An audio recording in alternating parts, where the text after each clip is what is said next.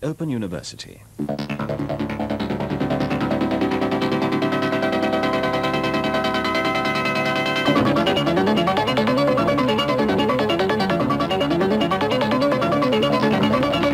Hello, Mediris. This is your lecturer on his last day in Japan because I'm about to fly tomorrow back to Europe and have a couple of months in Europe. So I'm just squeezing the first little enjoyment out of spring because by the time I get back it'll be the rainy season, it'll be mid-June.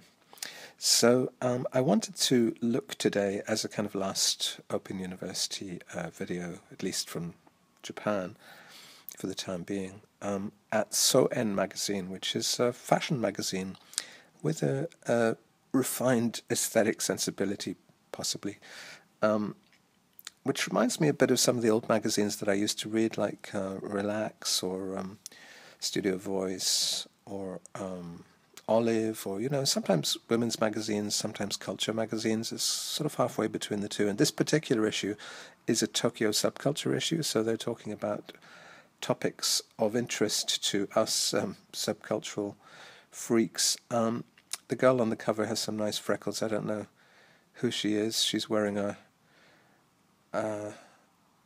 t-shirt, a bit gothy kind of looking, and actually there's a feature later in the magazine about sort of gothy bands from the Baltic republics, which is funny because I'll be in Tallinn, Estonia tomorrow. God, that's sort of really hard to get your mind around when you're going to be somewhere totally different the next day. So let's look through this magazine. It starts at the back, like all Japanese magazines. And so the first page I've scanned, anyway, is this Miu Miu page, which has got it's editorial, but the sort of balance between editorial and advertising in these Japanese magazines is very hard to disentangle. Basically, some of them are, a lot of it's advertorial, you know, a lot of it is a catalogue style.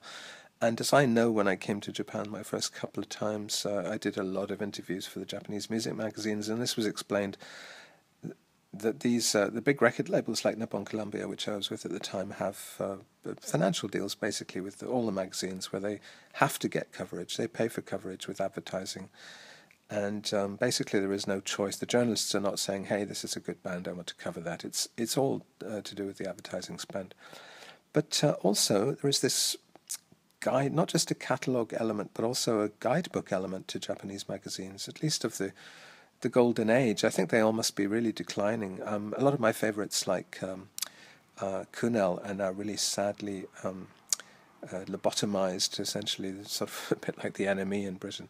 But no, let's go to the next page, interesting page in Soen. Here we are looking at some 60s subculture, and this is, of course, Yoko Tadanori and people like that. Underground theatre, Terayama, all that sort of thing, theatre posters. And you get a sense, you can see people who look like Twiggy and people who look like Jimi Hendrix, and the famous Yoko Tadanori smiling, sort of curlicued nose, which is a vagina dentata, essentially.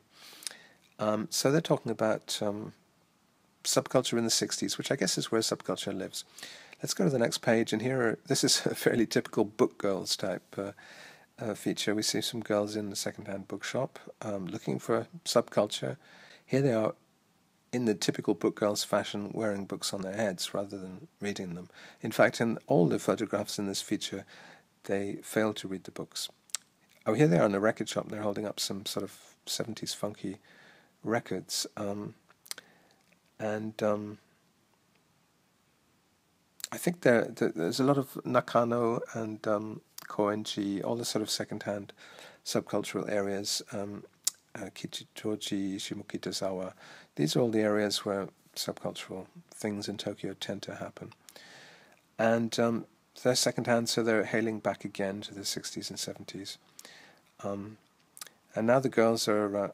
I like this, the red skirt one of them's wearing. Now they're in some sort of Moroccan theme restaurant. There's an oud up on a shelf there. It looks like a couscous restaurant somewhere in Tokyo.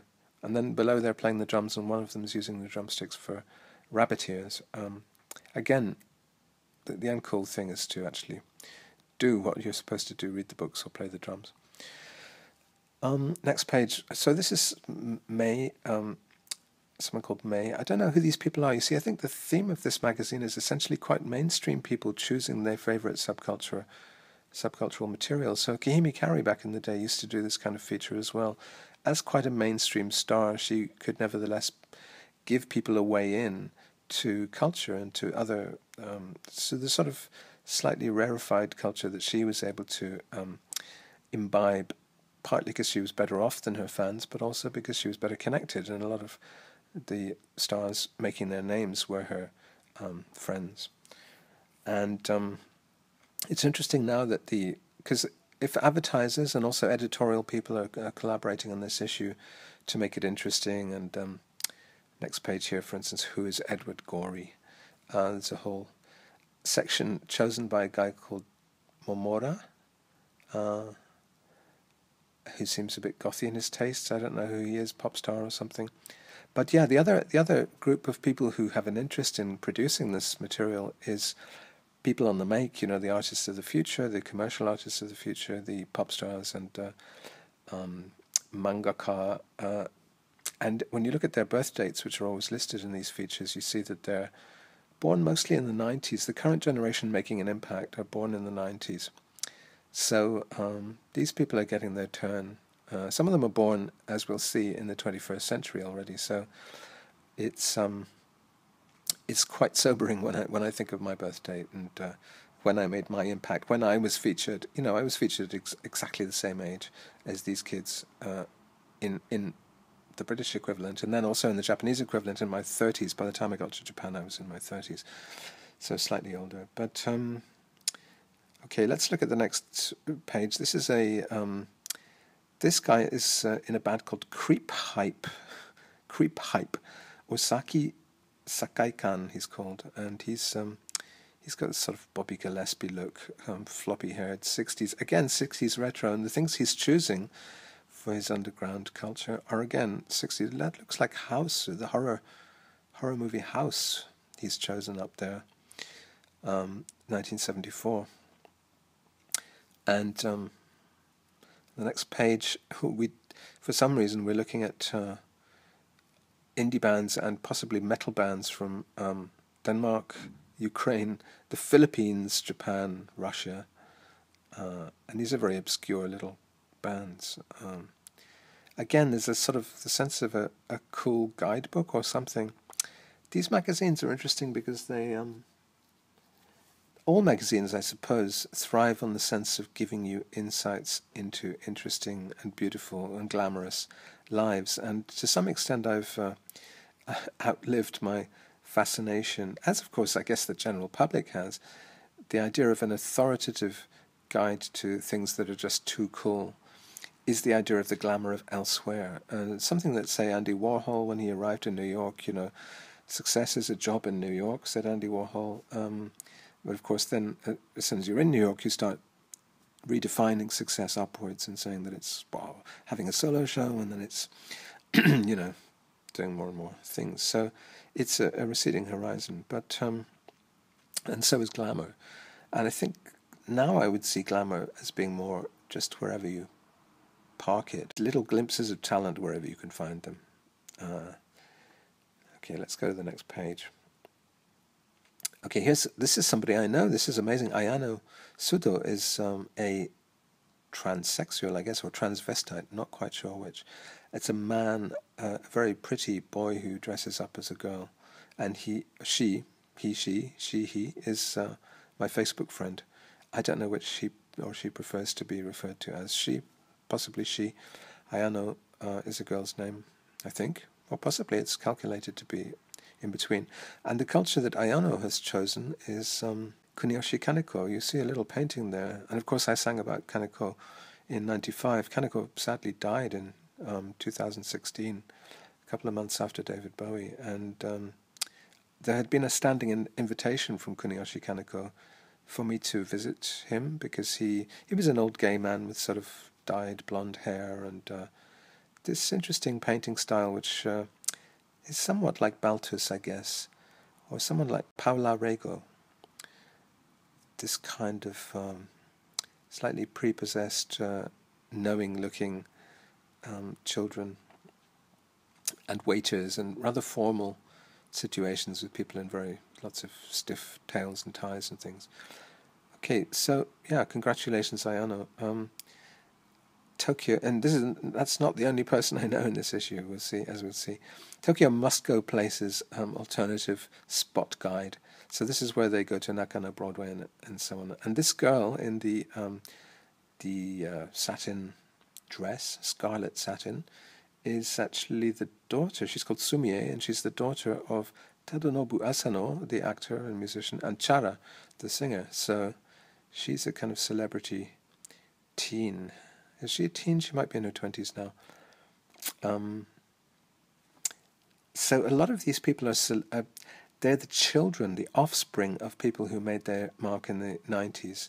So this is interesting. It could be that the editor of Soen is someone around my age, someone in their 50s who remembers the 80s and 90s, and that's why you get all these celebrities. Or it could be that there simply isn't much subculture being produced now for these people to celebrate, and so they are not only are they celebrating 60s and 70s culture, but they are the offspring of people who made their names in not even the 60s and 70s, but the 80s and 90s. So it's almost like the pigs in the pipe argument of the baby boomers still dominating. You know, the baby boomers, when they were babies, were celebrated by people like Dr. Spock. When they were teenagers, the newspapers were full of things about the teen. When they were in their prime, they were absolutely the most powerful creative generation that we all refer back to. When they were old, they were still celebrated, and you know they had all the best property for the lowest prices. The pigs in the pipe.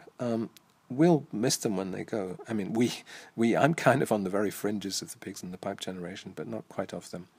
I'm not a boomer. This next page is again, it's Sumie, and she's in a typical Japanese writer's hole. You could call it like a well of books with a light bulb hanging at the top. I have a fantastic book in storage called Japanese Writers. Just photographs, black and white photographs of Japanese writers like Mishima in their writing place at their tables writing, usually with a cat and often with a light bulb in this kind of cramped but cozy environment. So the next page, here's a select shop called Haru no Tokyo, and I guess I like the girl's outfit. But this kind of green paint on the floor usually implies industrial property, so it's possibly an industrial area that's been gentrified. Here's a book page. They've got ID and Olive magazine featured here, but they've also got some obscure second-hand items. Some of them looking a bit pervy, and somewhere in here there's Hans Belmer.